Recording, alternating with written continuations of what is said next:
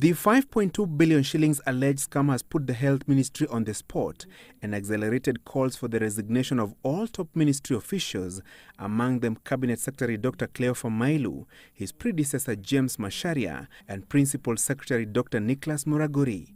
The CS battling claims of a mega scam that could have been aided by collusion and diversion of funds from key health projects.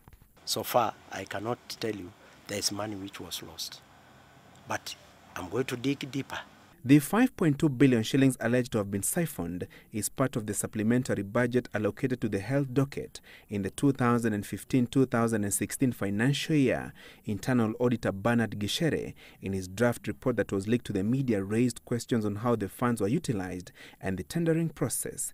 The CS, however, insists Parliament and the National Treasury approved the supplementary estimates and all expenditure was procedural.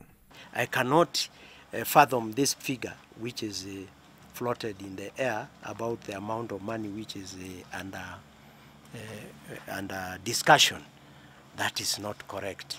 The internal auditor had raised questions on the ministry's decision to pay out 265 million shillings for Cooperative Bank to issue letters of credit in favor of Life Care Limited. This is the company owned by Richard Ngatia and Paul Ndungu that was awarded a tender to supply food rations and supplements for HIV/AIDS patients.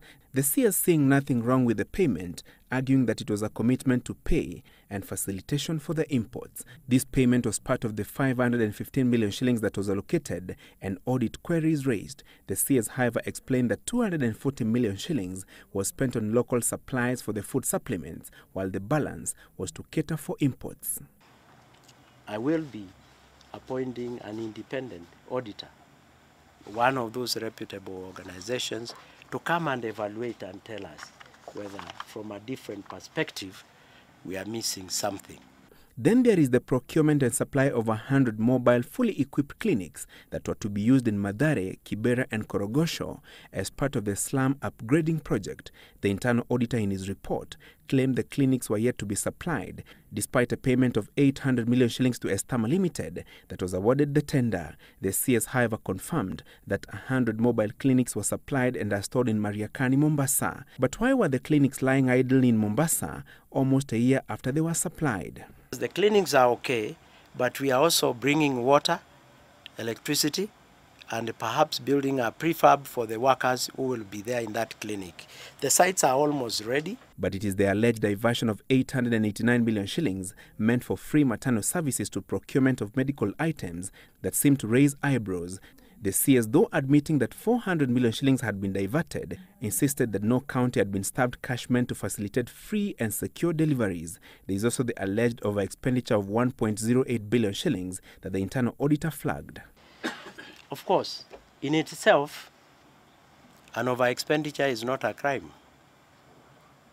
It means you had a budget line, you exceeded that budget line.